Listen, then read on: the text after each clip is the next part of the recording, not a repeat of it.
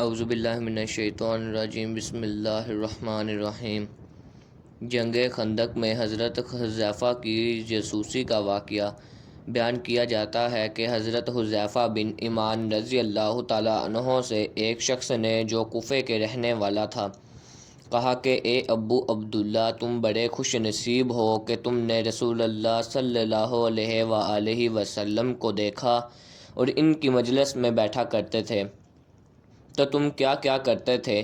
حضرت حذیفہ رضی اللہ تعالیٰ عنہ نے فرمایا، واللہ ہم جان نثار کیا کرتے تھے۔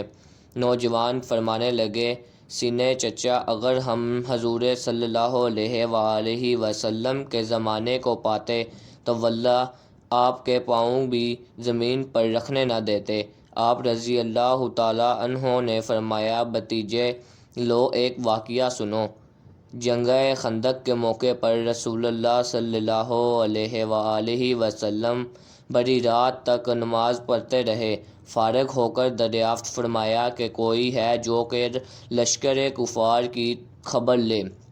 اللہ نے نبی صلی اللہ علیہ وآلہ وسلم یہ وعدہ کرتے ہیں کہ وہ جنت میں داخل ہوگا۔ کوئی کھڑا نہ ہوا کیونکہ خوف کی بھوک کی سردی کی انتہا تھی۔ رہے پھر فرمایا ہے کوئی جو جا کر یہ خبر لا دے کہ مخالفین نے کیا کیا۔ اللہ کے رسول صلی اللہ علیہ وآلہ وسلم اسے مطمئن کرتے ہیں کہ وہ ضرور واپس آئے گا، اور میری دعا ہے کہ اللہ تعالیٰ اسے جنت میں میرا رفیق بنا کرے گا۔ اس بار بھی کوئی کھڑا نہ ہوا، اور کھڑا ہوتا بھی کیسے؟ بھوک کے مارے پیٹ کمر سے لگے ہوئے تھے، سردی کے مارے دانت بنج رہے تھے، خوف کے مارے پتے پانی ہو رہے تھے۔ بالآخر میرا نام لے کر رسول اللہ صلی اللہ علیہ وآلہ وسلم نے آواز دی، اب تو کھڑے ہوئے بغیر چارہ نہیں تھا۔ فرمانے لگے، حذیفہ تو جا اور دیکھ کہ وہ اس وقت تک کیا کر رہے ہیں، دیکھ کر جب تک میرے پاس واپس نہ پہنچ جائے کوئی نیا کام نہ کرنا۔ میں نے بہت خوب کہا کہ اپنی راہ لی اور جرأت کے لیے مشرق میں گھس گیا۔ وہاں جا کر عجیب حال دیکھا کہ دکھائی نہ دینے والے اللہ کے لشکر اپنا کام پھرتی سے کر رہے تھے۔ چولہے پر سے دیگیں ہوا نے الٹ دی ہیں، خیموں کی چوبیاں اکھڑ گئی ہیں، آگ جلا نہیں سکتی اور کوئی چیز اسے ٹھکانے نہیں رہی۔ اسی وقت ابو سفیان کھڑا ہوا اور بلند آواز میں کہنے لگا کہ اے فرشتوں، اپنے اپنے ساتھی سے ہوشیار ہو جاؤ، اپنے ساتھی کو دیکھ بھال لو، ایسا نہ کہ کوئی غیر کھڑا ہو۔ میں نے یہ سنتے ہی میرے پاس جو ایک قریشی جو ان تھا، جوان تھا، اس کا ہاتھ پکڑ لیا اور اس سے پوچھا، تو کون ہے؟ اس نے کہا، میں فلاں بن فلاں ہوں۔ میں نے کہا، اب ہوشیار رہنا۔ پھر ابو سفیان نے کہا، قریشیوں، ہم سے اس وقت کسی ٹھہرنے کی جگہ پر نہیں ہے، ہمارے مویشی، ہمارے اونٹ ہلاک ہو رہے ہیں۔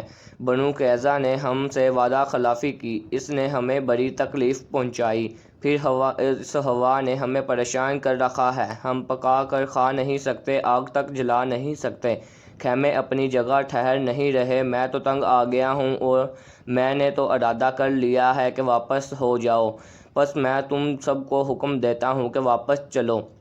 اتنا کہتے ہی اپنے اونٹ پر جو بندھا ہوا بیٹھا تھا چڑھ گیا اور اسے پاؤں مار کر وہ 3 پاؤں سے ہوا کھڑا ہو گیا۔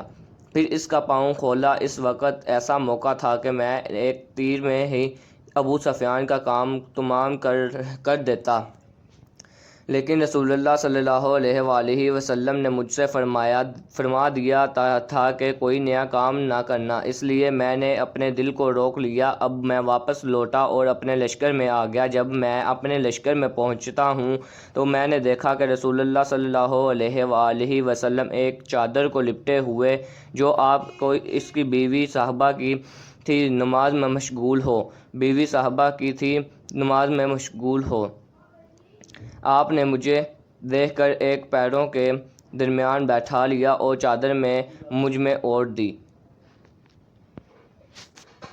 پھر رکوع و سجود کیا اور میں وہیں چادر اوڑھے بیٹھا رہا۔ جب آپ فارغ ہوئے تو میں نے سارا واقعہ بیان کیا۔ قریشیوں کے واپس لوٹ جانے کی خبر جب قبیلہ غطفان کو پہنچی تو انہوں نے بھی سامان باندھا اور واپس لوٹ گئے۔ روایت ہے کہ حضرت حذیفہ رضی اللہ تعالیٰ عنہ فرماتے ہیں، جب میں چلا تو باوجود عقر کی سردی کی قسم اللہ کی مجھے یہ محسوس ہوتا تھا کہ گویا میں کسی گرم حمام میں ہوں۔ اس میں یہ بھی ہے کہ جب میں لشکر کفار میں پہنچا اسی وقت ابو سفیان آگ سلگائے ہوئے تاپ رہا تھا۔ میں نے اسے دیکھ کر پہچان لیا کر اپنا کمان چرا لیا اور وہ بالکل میرے سامنے ہی تھا۔ ناممکن تھا کہ میرا نشانہ خالی جائے، لیکن مجھے رسول اللہ صلی اللہ علیہ وآلہ وسلم کا یہ فرمان یاد آ گیا کہ کوئی ایسی حرکت نہ کرنا کہ جو چونکے ہوئے کر جائے، تو میں نے اپنی ارادہ ترک کر دیا۔ جب میں واپس آیا اس وقت بھی مجھے کوئی سردی محسوس نہ ہوئی، بلکہ یہ معلوم ہو رہا تھا کہ گویا میں حمام میں چل رہا ہوں۔